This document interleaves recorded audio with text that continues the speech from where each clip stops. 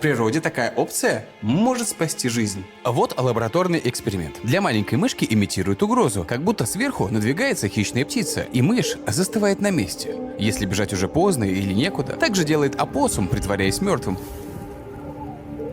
И это антилопа. Ее схватил хищник, и она притворилась, что все типа до свидания. Но стоило ему отвлечься, та сразу вышла из режима «замри» и дала по сью. А вот всем известный олень на дороге, который тупо встал и не понимает, что делать в непривычной обстановке, и выбирает не делать ничего.